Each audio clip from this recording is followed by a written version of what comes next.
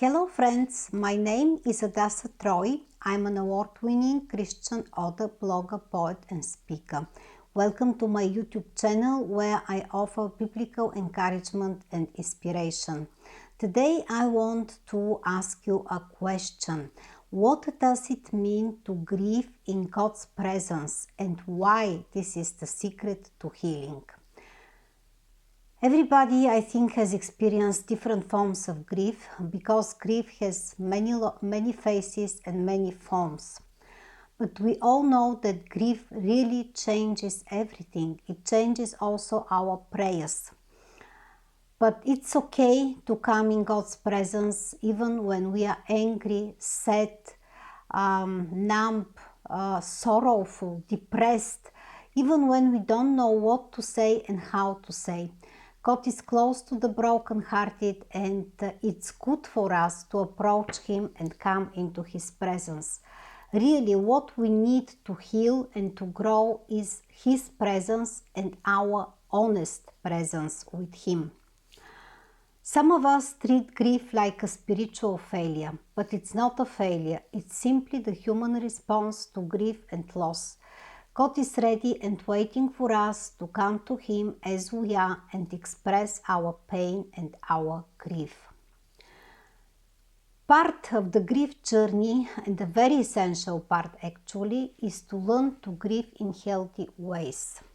One of the healthiest ways to grieve is to grieve in God's presence. But what does this mean? It means that we not just acknowledge the existence of God's presence, but we are aware and acknowledge His love, His comfort, and His protection and His acceptance. So we acknowledge the loving relationship we have with Him, and this is what changes everything.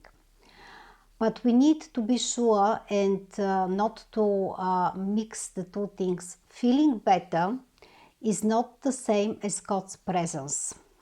We may feel still alone, we may feel still abandoned, but it doesn't mean that God has left us. It means that our nervous system is overloaded to process the grief, and feelings can be very intense, but they don't reflect really the whole reality.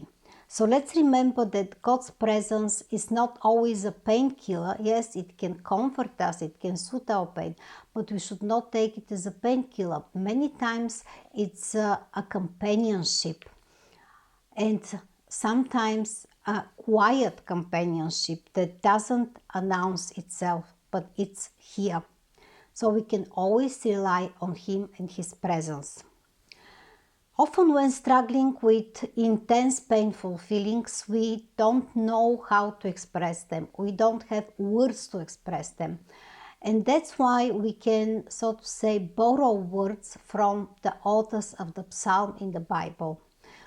There are many psalms in the Bible, and approximately 1/3 of these psalms, which is quite a number, are the so-called psalms of lament. So what is actually lament? Lament is bringing our pain and our painful feelings into God's presence, into the safety of His loving presence, and grieving with hope.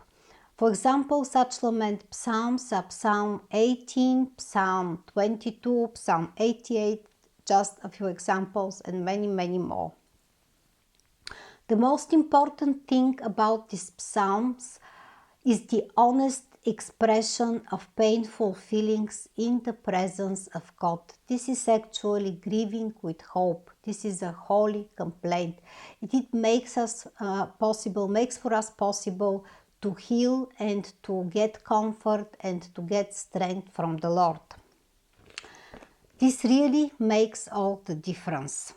And I want to offer to you now, besides as a suggestion to use the Psalms of Lament to express your painful feelings, I want to offer you a 3-line prayer when we grieve. It's a very simple way to come to the Lord and tell Him everything, just be honest and ugly. And here is this 3-liner. So the first is, Lord, here is what I'm feeling.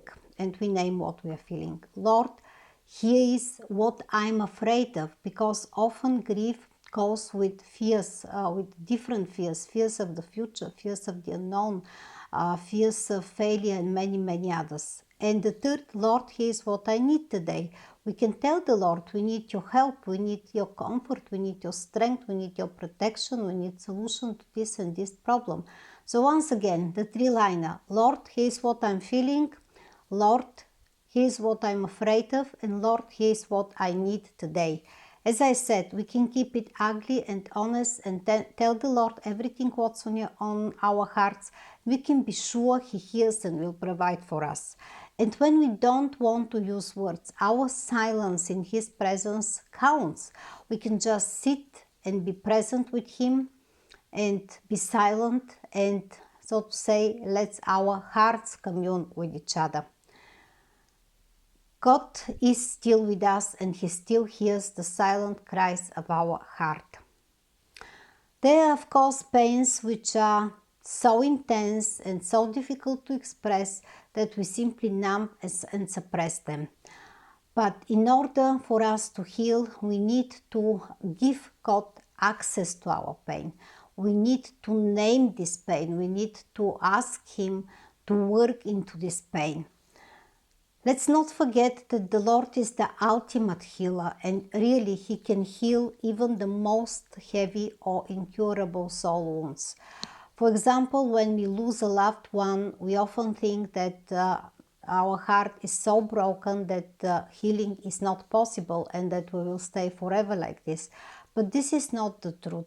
If we walk with the Lord, if we come to Him in His presence, with our honest presence, then healing will be possible. If we name and hand our pain to the Lord, He will bring healing and redemption. When we keep showing up again and again in His presence, we are on the way to healing.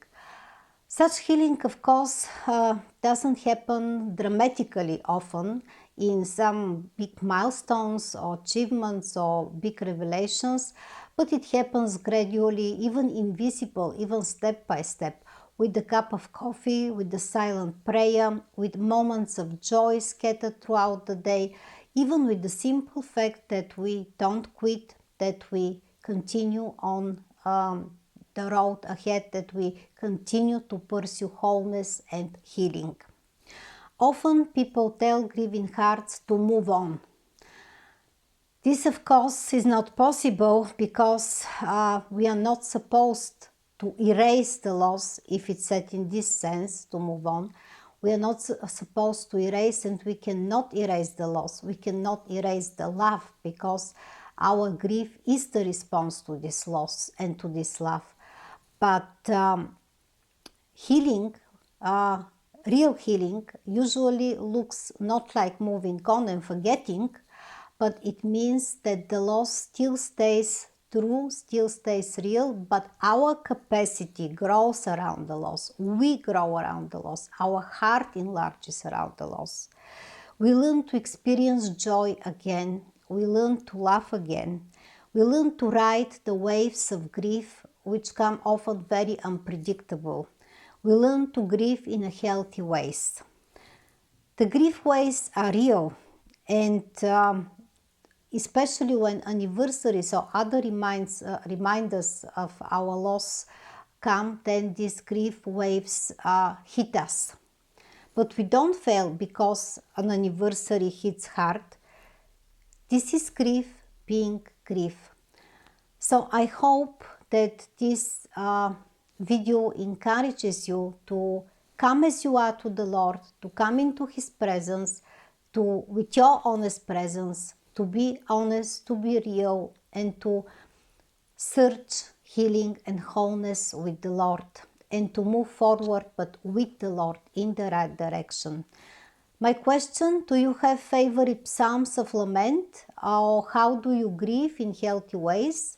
I would be happy if you answer in the comments and share your experience. I hope this video encouraged you and you found it helpful. And I have one more resource for the grieving hearts. This is my book, Draw Near: How Painful Experiences Become the Birthplace of Blessings. And in this book I share 13 painful experiences like rejection, anxiety, grief, sadness, and depression. And I show practically also how through drawing near to God, not moving away from Him, but drawing and pressing closer to Him, this painful experience can be transformed into blessings. So if you haven't read the book, check it on Amazon and Color Press Publishing and get yourself a copy. So this was from me now, friends. I'm happy to commune with you. I'm happy to have this fellowship with you. And I would be also happy if you subscribe to my YouTube channel, if you like, comment, and all this stuff. So thanks a lot for watching. Till next time.